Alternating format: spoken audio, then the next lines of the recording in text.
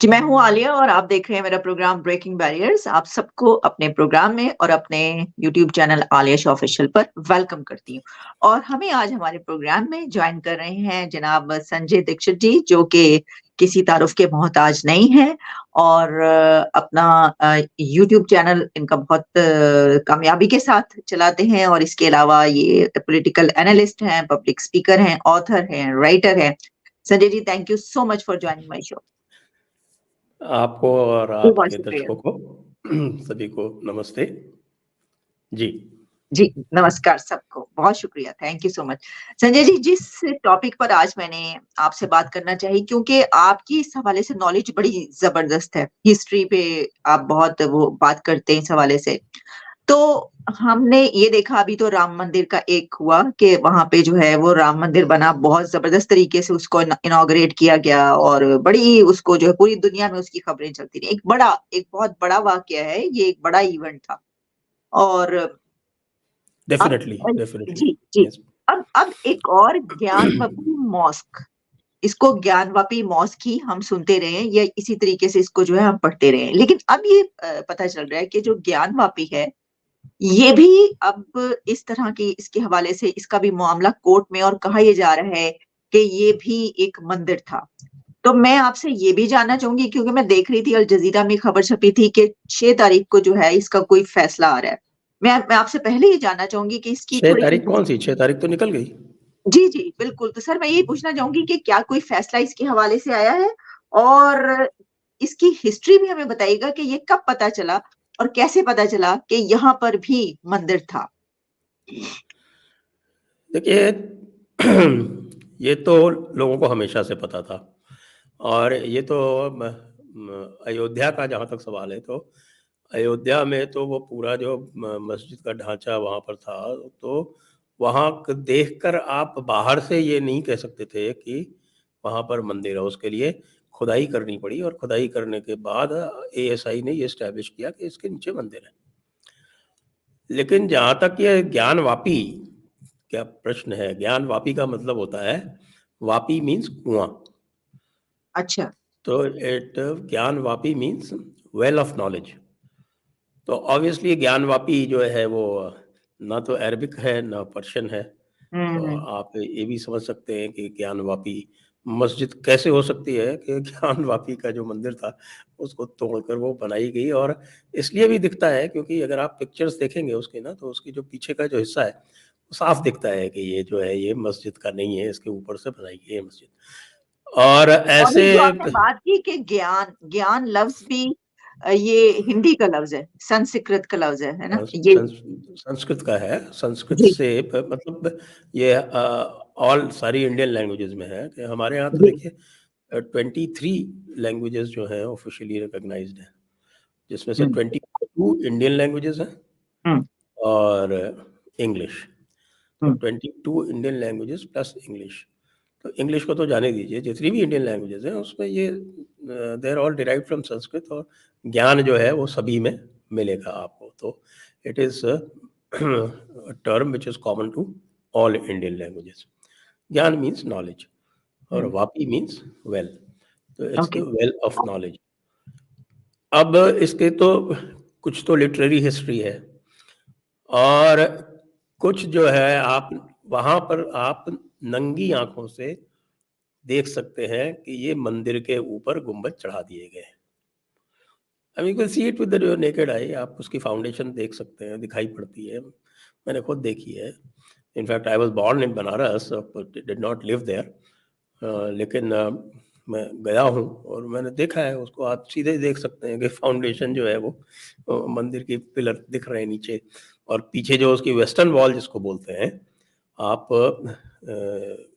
Google Earth निकाल लें और गूगल अर्थ निकाल के उसका जो अलाइनमेंट है वो देखें, तो वो जो अलाइनमेंट है उस पूरे कॉम्प्लेक्स का, हुँ, उसकी वेस्ट टू उसका जो है ईस्ट टू वेस्ट है, क्योंकि वहाँ पर गंगा जो है वो ऑलमोस्ट साउथ टू नॉर्थ बहती है उस एरिया में और वहाँ से फिर आप जाते हैं ईस्टर्न साइड से और वेस्टर्न साइड में अभी जो नया कॉरिडोर बना है उसके साइड में ये मॉस्क है, और ये जो मॉस्क है इसकी जो वेस्टर्न वॉल यानी जो पीछे वाली जो वॉल है वो पूरी की पूरी मंदिर की वॉल है।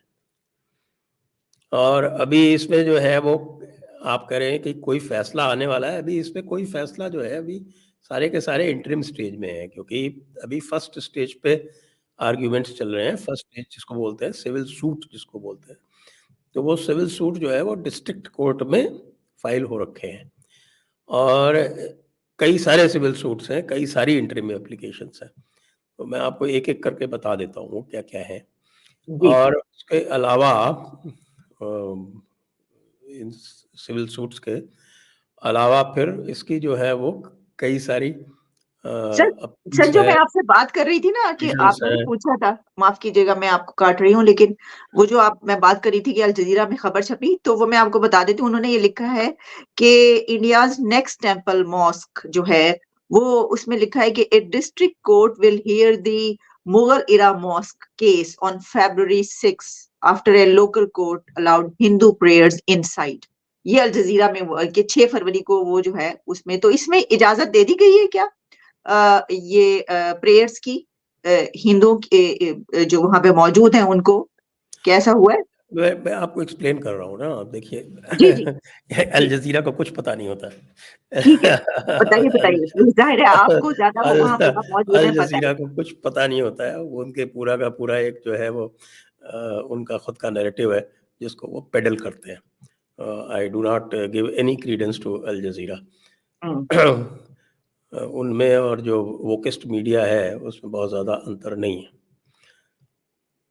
तो अब ये जिसकी आप बात कर रही हैं, जो प्रेयर्स जो अलाउ की गई हैं, वो वहाँ पर प्रेयर्स एक तहखाना है उसके नीचे, जहाँ पर 1993 तक लगातार प्रेयर्स हो रही थी, अच्छा। और उसको जो है रिसीवरशिप में दे दिया गया था डिस्ट्रिक्ट मजिस्ट्रेट की 17 जनवरी को।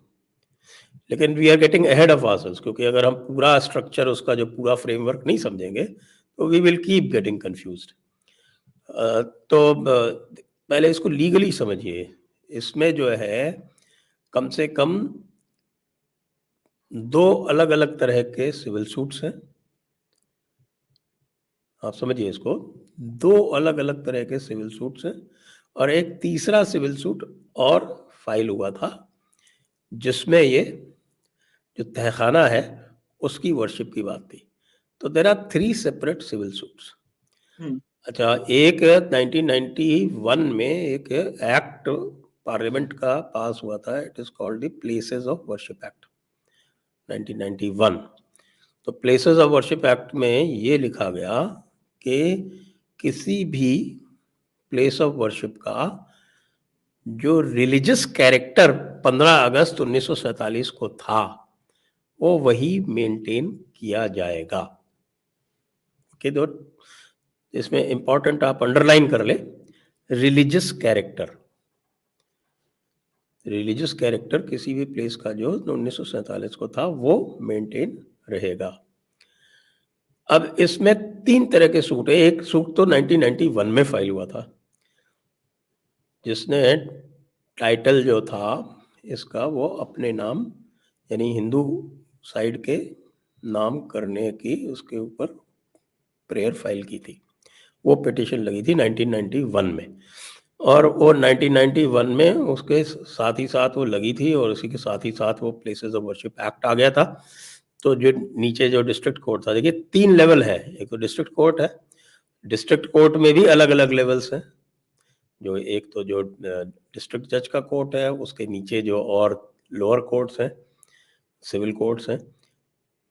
तो सिविल कोर्ट्स हैं, फिर डिस्ट्रिक्ट कोर्ट है, डिस्ट्रिक्ट कोर्ट के बाद में फिर हाई कोर्ट है, हाई कोर्ट के बाद सुप्रीम कोर्ट है। ओके। सबसे ये जो टाइटल सूट था ये डिस्ट्रिक्ट कोर्ट से फिर हाई कोर्ट में गया, वहां पेंडिंग रहा 30 साल तक। अच्छा। तो क्यों? क्योंकि उसमें एक लीगल टर्म है जिसमें कहा ये मेंटेनेबल नहीं है because of places of worship act.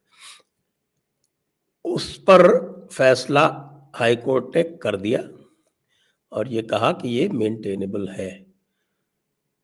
और अब वो वापस डिस्ट्रिक्ट कोर्ट में आके उसके ऊपर हियरिंग शुरू होगी। दूसरा जो है वो फाइल हुआ 2018 में। 2018 में इसलिए फाइल हुआ कि वहाँ की वो जो वेस्टर्न वॉल है, जो मैं आपको बता रहा हूँ कि वेस्टर्न वॉल में you can see everything. In fact आपके पास अगर उसकी पिक्चर हो, नहीं तो आपने अगर पहले बताया होता तो मैं पिक्चर लेके स्क्रीन शेयर कर देता, उसमें यू कैन क्लियरली सी। अभी भी देखता हूँ, अगर मिल जाता है तो मैं स्क्रीन शेयर करके I will try to explain it to you. Picture में आप साफ देख सकते हैं कि इसकी जो पीछे की दीवार है वो मंदिर की दीवार है। अब इसी दीवार पे एक श्रृंगार गौरी का यहाँ पीछे की तरफ इनका ये जो मंडप है, इसका तो पूरा मैप बनाया हुआ है। जेम्स प्रिंसेप नाम अगर आपने सुना हो, बड़े हिस्टोरियन थे, बनारस के डिप्टी कमिश्नर थे, और he is the one who discovered all the Ashokan addicts. ये जो अशोका की जो लाट है, उनके जो इंस्क्रिप्शंस हैं, वो जेम्स प्रिंसेप ने ही 1820s में डिस्कवर किए थे। तो उन्होंने उसका पूरा मैप बनाया हुआ है कि कितना बड़ा वो मंदिर था, वो सब पूरा का पूरा रिकॉर्ड अवेलेबल है। तो ये जो दूसरा सूट जो दायर हुआ है वो ये हुआ कि जो श्रृंगार गौरी जो पीछे की वेस्टर्न वॉल पे जो पूजा होती रही थी लगातार, और आज भी अब होती है साल में एक बार, पहले डेली होती थी 1993 1993 तक।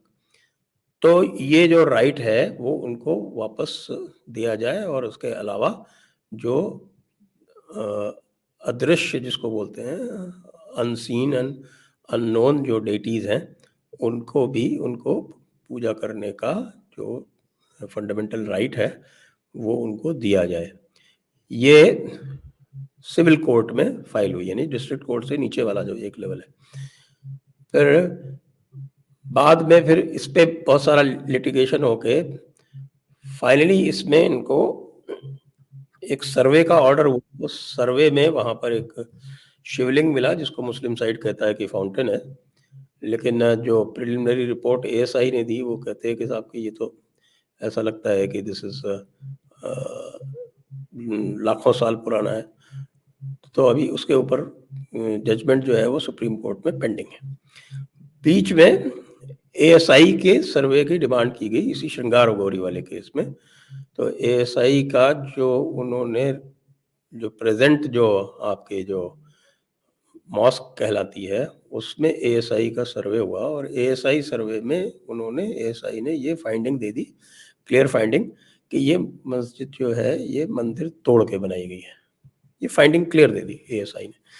अयोध्या केस में ये प्रॉब्लम हुई थी, केस की बात कर रहे हैं, अयोध्या केस में प्रॉब्लम ये हुई थी कि ये तो उन्होंने बता दिया कि इसके नीचे मंदिर था, लेकिन वो ये कंक्लूड नहीं कर पाए थे कि इसको तोड़ के मस्जिद बनाई गई है।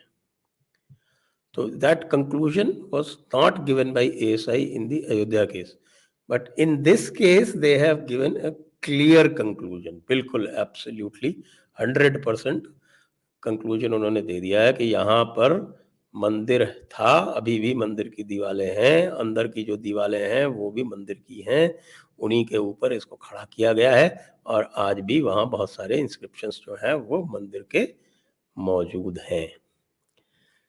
तो अब इस सर्वे को करने के लिए ऑब्जेक्शंस हुए, लेकिन सुप्रीम कोर्ट पहले ही कह चुका था कि इसको पब्लिक किया जा सकता है, तो जज ने उसको पब्लिक कर दिया।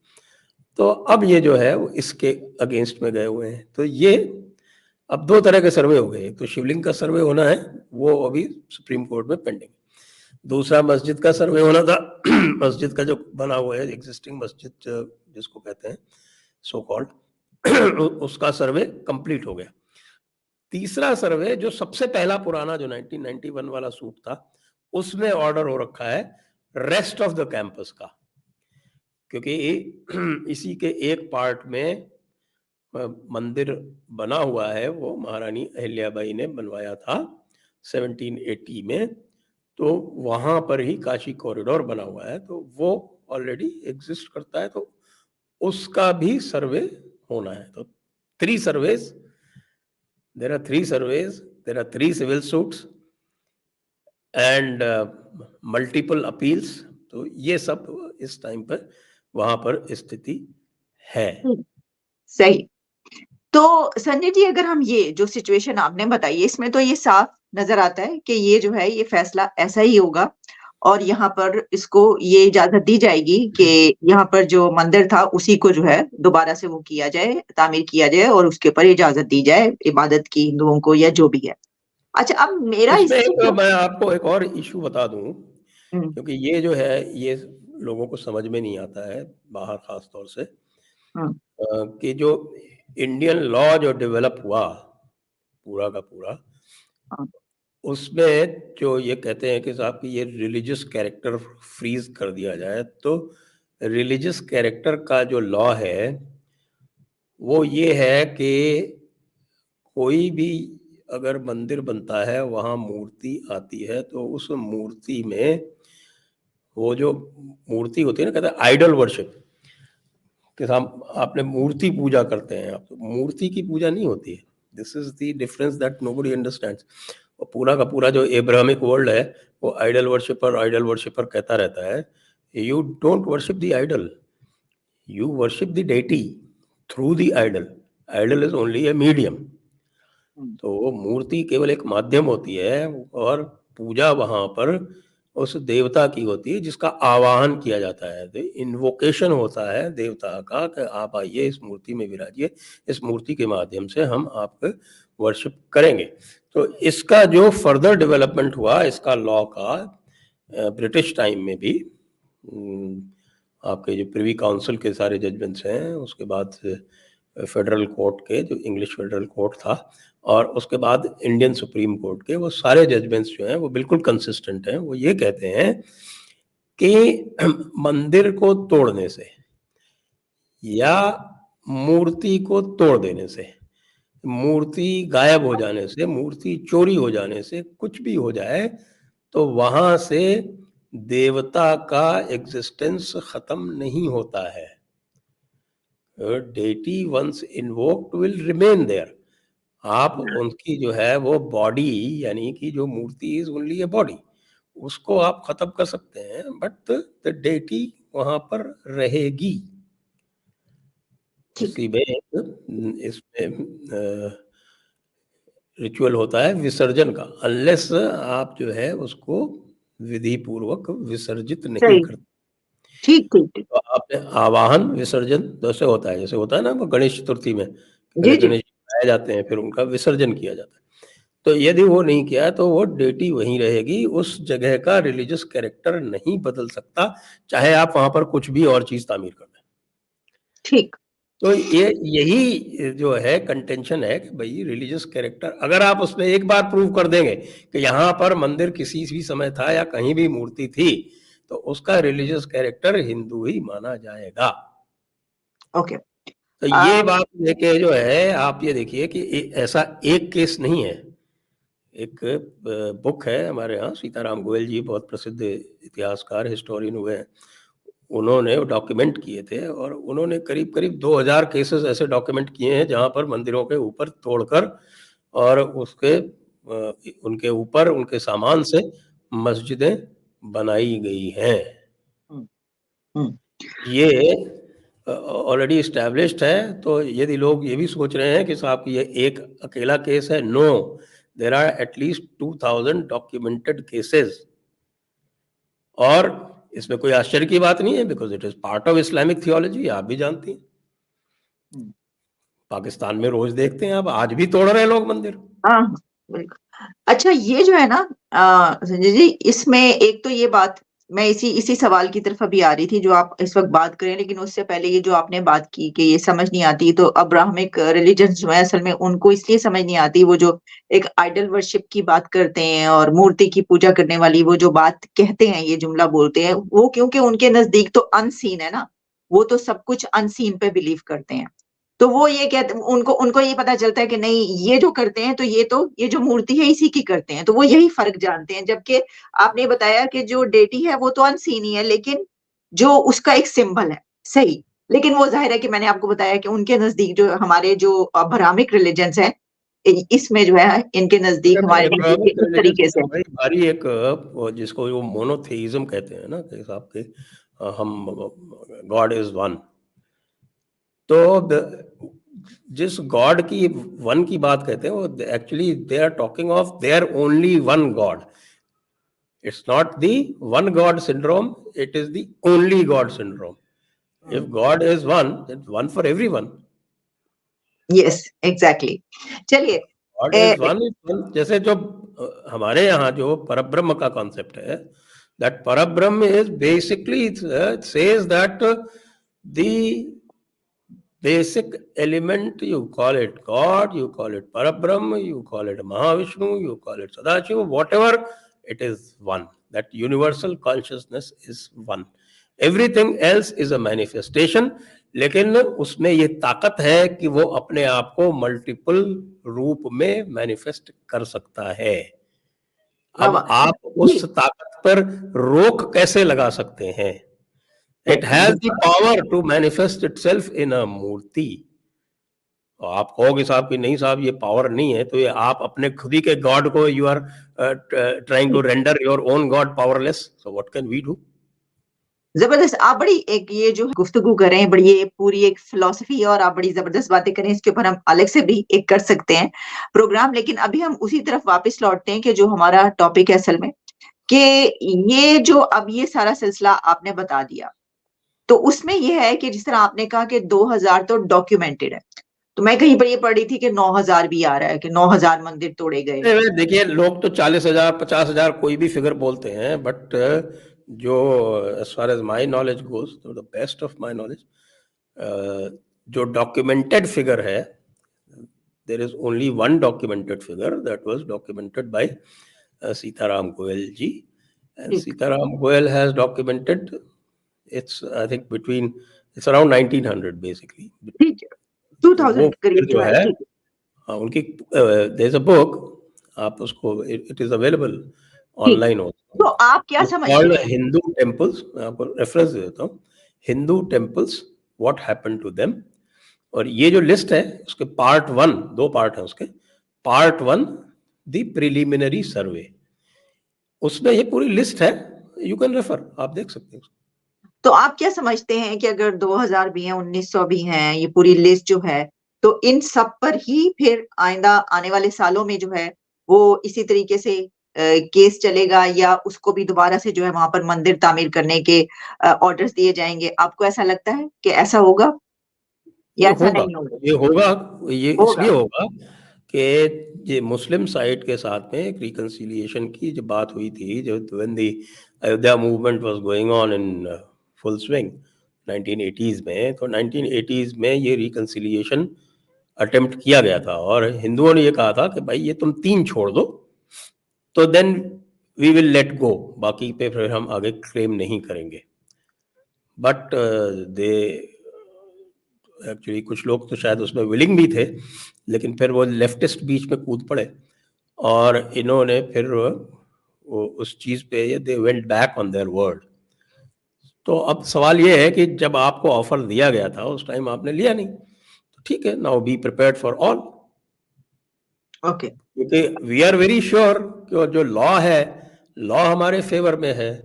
जो हमने डॉक्यूमेंट कर रखे हैं जो 2000, उनमें सब में जो है प्रूफ मौजूद है, तभी डॉक्यूमेंट किए हैं. उसमें प्रूफ ये है कि वहां पर मंदिर था, वहां पर मूर्ति की स्थापना हुई थी. तो अगर मूर्ति की स्थापना हुई थी तो according to the law established by the Supreme Court, established during British time, according to that law वो स्थान देवता का ही है. ठीक. अच्छा, Therefore, we will lay claim to wherever we have proof, क्योंकि आपने धोखा किया, मुस्लिम साइड ने धोखा किया. और एक बार, बल्कि ये तो देखा जाए तो अयोध्या, काशी, मथुरा, इसमें भी जो विश्व हिंदू परिषद था, उसने इनसे ये कहा कि भाई हम अयोध्या की ही बात अभी कर रहे हैं, आप अयोध्या, काशी, मथुरा 3 छोड़ दीजिए. और हमने अयोध्या पे ही इसलिए शुरू किया है कि यहाँ अयोध्या में नमाज नहीं होती है. अच्छा, यहाँ पर काशी और मथुरा में नमाज होती थी. तो they were, I think they were very very fair. तो उन्होंने कहा कि हम अयोध्या पे इसलिए हम कर रहे हैं। दीज पीपल सेड कि अच्छा अयोध्या को रोक लो, क्योंकि अयोध्या जो है वो सबसे डिफिकल्ट है प्रूव करना। Ayodhya was the most difficult to prove. Kashi और मथुरा तो प्रूव्ड केसेस हैं, नंगी आंखों से देख सकते हैं आप। ठीक है, फेयर इनफ, ठीक, बिल्कुल कि वो आपने ये कहा और ये जो है, वो अगर उस वक़्त ये वाली बात जो है वो इस तरीके से देखी जाती, लेकिन वहाँ पर ऐसे नहीं देखा गया। अच्छा, मेरा अपना आपसे सवाल ये है कि ये बात कही जाती है कि ये इससे तो बिल्कुल कोई दो राय नहीं है। मैं तो ये बिल्कुल ऐसा समझती हूँ कि जो यहाँ पर इन्वेडर्स आए हैं, उन्होंने ये किया होगा। क्योंकि उन्होंने तो अपने-अपने भाइयों से लेकर और चचाओं तक और बाप-दादा तक को खुद कत्ल किया और अपने इक़्तिदार पे सिंहासन पे बैठने के लिए। जो बर्बरियत दिखाई गई, तो ये तो मंदिर तोड़ना तो कोई वो था नहीं, वो तो अपने उसको भी कत्ल करते रहे। वो ये भी सब हुआ है। डॉक्यूमेंटेड है ना, वो जी, मासीर जी, आलमगीरी जो ठीक है, औरंगज़ेब की लिखी हुई है उसमें डॉक्यूमेंटेड है। ओके। तो अब काशी और उसमें मथुरा दोनों डॉक्यूमेंटेड है। ठीक है। और Kashi means within Varanasi, it is not the only case, there are other temples also that were destroyed, वो सारे जी, जी, डॉक्यूमेंट। बिल्कुल। अगर डॉक्यूमेंटेड ना भी हो तो कॉमन सेंस है, जो तारीख हमें ये बताती है उसमें पता चलता है कि जो-जो कुछ होता रहा उसमें ये हो सकता है, हुआ होगा। लेकिन उसमें अच्छा एक बात ये भी कही जाती है, आप इसके बारे में आपकी क्या राय है? कि उस वक़्त ऐसे जो ये मुगल बादशाह थे या जो भी मुस्लिम बादशाह उन्होंने काफ़ी ऐसी ख़वातीन से वहाँ पर शादियाँ की, जो कि हिंदू रानियाँ थी या ये कि उनका ताल्लुक हिंदुइज़्म से था। उनसे भी शादियाँ हुई और वो क्वीन्स बनी जब, तो उसके बाद उन्होंने काफ़ी जो है वो मंदिर तामीर करवाए, क्योंकि उनका उस मज़हब से ताल्लुक था, तो उनको जो है और एक बादशाह की जो बीवी है ज़ाहिर है वो तो उसको उसके पास सारे इख्तियार हैं, वो करवा सकती है। तो ऐसा क्या है? और ये नो, कहीं पर आपको ऐसा डॉक्यूमेंटेड ऐसा ये मुझे चीज़ तो मिल कोई ऐसी इंस्टेंस मिली नहीं, क्योंकि जिनको जिसके भी शादी की वो कन्वर्ट करके की। ऐसा नहीं किसी हिंदू से शादी कर ली, there was no special marriage act. आप भी जानती हैं, या जो आपके कुरान में 2.221 आप देख लीजिए कि गैर मुसलमान से शादी नहीं की जा सकती। So any woman that they married, they first converted her to Islam. तो जो भी बनी भी अगर मान लीजिए कोई, तो दे वर ऑल मुस्लिम्स। और शिर्क तो परमिट था ही नहीं। नहीं, लेकिन अकबर मुसलमान के, बादशाह तो बादशाह होता है ना, अंडे दे या बच्चे दे। वो तो जो मर्ज़ी करते थे, उन्होंने पता नहीं क्या-क्या किया। हाँ, लेकिन वो तो आप देखिए उसके भी अगर आप जाएँगे ना, तो after Akbar the entire Mughal court entire Mughal court got dominated by the Naqshbandis. ये जो नक्शबंदी सिलसिला है which is very radical even among the Sufis. तो वो आपके जो शेख अहमद सरिंदी थे, he was opposed to Akbar's policies. Hmm, Akbar की डेथ के तुरंत के बाद Jahangir was completely under his influence. तो हुँ। शेख अहमद सरिंदी ने भिड़ते ही तो सबसे पहले आपके जो सिख गुरु थे गुरु अर्जुन देव, उनका कत्ल करवाया। That is the first thing that he got Jahangir to do. तो आप लाहौर ये में समझते उनको हैं, कत्ल ठीक किया है, गया। मतलब जी, तो और आप ये उसके बाद समझते हैं भी कि मैं वो बता नहीं देता है। हूँ आपको ना, अहमद सरिंदी का तो बाद में वहाँ पे भी ईरानी-तुरानी के झगड़े चला करते थे। अहमद ठीक है। सरिंदी तो जी, ही जी, वाज़ सो बताइए। रेडिकल कि जहांगीर को एक बार तो उनको कैद भी करना पड़ा, बट बाद में फिर वो पूरी तरह से हावी हो गए कोर्ट के ऊपर। जी, जी। यहाँ तक कि जो औरंगज़ेब है वो जो है वो शेख सरिंदी के बेटे का मुरीद बन गया। बिल्कुल संजय जी, ये जो हिस्ट्री है, ये बड़ी ही, जैसे मैंने आपको कहा, हम जो हिस्ट्री पढ़ते हैं, बड़ी ही बर्बरियत लिए हुए हिस्ट्री है। वो तो बिल्कुल अपनी जगह पर जो भी आप कह रहे हो, उसमें बहुत सारी चीज़ें इसमें हिस्ट्री में मौजूद है। लेकिन हम जो ये बात कर रहे हैं, तो इसका मतलब है कि आप कह रहे हैं कि ऐसी कोई डॉक्यूमेंटेड चीज़ नहीं मिलती कि उन्होंने जो है कोई ऐसी तामीर करवाई, और वही ज़ाहिर है कि जो बादशाह आता है, वो जो चाहे वो करे, उसने तोड़ा, ये सब कुछ किया और उसके बाद दारा अब जो है ये दारा सिलसिला। शिकोह ने एक हुँ, रेलिंग बनवाई थी केशव देव मंदिर मथुरा में। अच्छा। दारा शिकोह ने, और वो Dara Shikoh was the one who also studied Upanishads. उसने ये करवाया था। और उस रेलिंग बनवाने के एवज़ में, हुँ, खाली रेलिंग एक बनवाई थी उसने, केशव देव मंदिर जो कृष्ण जी का जो मंदिर है मथुरा में, और हुँ, उसकी बिना पर उसको काफ़िर करार करके उसका सर कलम किया गया था औरंगज़ेब द्वारा। हुँ। अच्छा। तो अब मुझे ये बताइए कि मैं ये भी पढ़ी थी कि ताजमहल के हवाले से भी कुछ आ रहा है। क्या ताजमहल के उस पे भी कुछ ऐसी है बात, या वो कोई और खबर चल रही थी? मैं आपसे चाहूंगी कि अगर ये ताजमहल के ऊपर भी केस किया हुआ है, क्योंकि ताजमहल की जो हिस्ट्री है ना, वो ताजमहल वैसे तो it is protected under ASI, archaeological survey of India का प्रोटेक्टेड मॉन्यूमेंट है वो, लेकिन उसकी भी जो हिस्ट्री है वो क्लाउडेड है, so people want to know the correct history, क्योंकि it is said that it was actually a palace of the Jaipur royalty, जो जो शाहजहां ने बाद में टेक ओवर किया। अब टेक ओवर कैसे किया, whether they were paid for, क्या उनको पे किया गया है या क्या किया गया, ये चीज़ें नहीं है, लेकिन वो गवर्नमेंट जो है वो उसको उसके बहुत सारे जो नीचे के जो सेलर्स हैं वो सब बंद हैं, उसमें बहुत सारी चीज़ें हैं कुछ, तो unnecessarily because the government doesn't permit, तो इसलिए स्पेकुलेशंस जो है वो और बढ़ते जाते हैं उसके ऊपर। जी, जी, ऐसी ऐसी। तो And people have ताजमहल तो written sir all kind sir of things on it।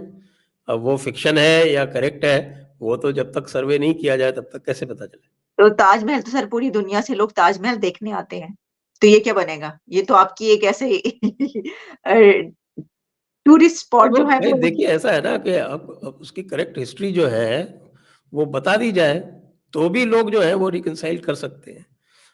अब okay. If it was a palace, से भाई it was a palace, it was बादशाह ने ले लिया उसको या बादशाह ने उसको खरीद लिया, क्या किया पता चल ठीक, जाए। ठीक है। उसको छुपाने की क्या जरूरत है, जितना आप छुपाएंगे उतना हल्ला होगा। सही। अच्छा, तो मैं ना आखिर में आपसे इससे हटके एक सवाल की लेती हूँ। बड़ा चर्चा रहा, हमने अभी बड़े प्रोग्राम्स हुए हैं इसके ऊपर पाकिस्तान की तरफ से भी और इंडिया की तरफ से। $14 बिलियन का आपने कश्मीर के लिए बजट रख दिया, ये पाकिस्तान को जलाने के लिए किया है?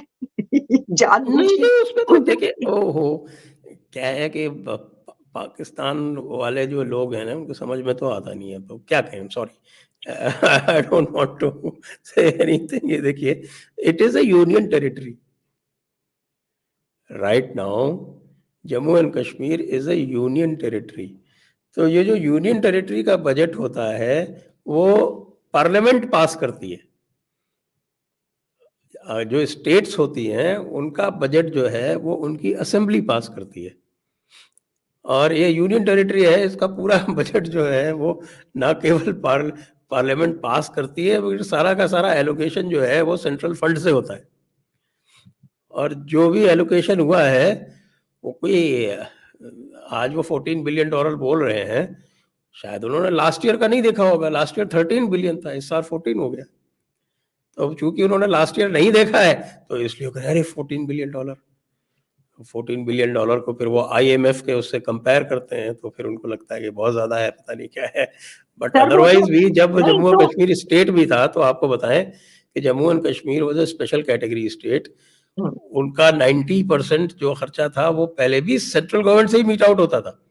देर are some special category states, जो जो इसमें नॉर्थ ईस्ट की कुछ स्टेट्स हैं, जिसमें आपके जो हिली स्टेट्स हैं वो हैं, जिनके खुद के जो रेवेन्यू रिसोर्सेज कम हैं, तो उनको तो वैसे भी सेंट्रल से ग्रांट मिलता है। बाकी जगह तो लोन और ग्रांट देते हैं दूसरों को, लेकिन इनको तो प्योर 100% ग्रांट मिलता है। हम्म। तो इसलिए $14 billion is not an astonishing figure, because last year it was 13 billion, simple as that. जिनका जिनका IMF का टोटल पैकेज $3 बिलियन है, उनके लिए तो बहुत एस्टोनिशिंग है ये, और अलार्मिंग, और पता नहीं क्या क्या है, स्टार्टलिंग। इसमें तो कोई ऐसी बात नहीं, हमारा डिफेंस एक्सपेंडिचर जो है इट इज टचिंग $100 बिलियन। तो अब आपका अगर 6-7 बिलियन है तो नेचुरली यू विल फील कि हाँ बहुत ज़्यादा है। आप देखिए कि हमारे तो रूरल डेवलपमेंट का जो एक्सपेंडिचर है दैट इज $150 बिलियन। सर वो असल रूरल में अनाउंस डेवलपमेंट। आप लोगों ने अनाउंस भी उसी दिन किया ना, जिस दिन वहां पे कश्मीर बनेगा पाकिस्तान के नारे लगते हैं। भाजपा ने, उसी दिन आपने अनाउंस किया। वो क्या है, वो कश्मीर सॉलिडारिटी डे। हाँ, एग्जैक्टली। सही है।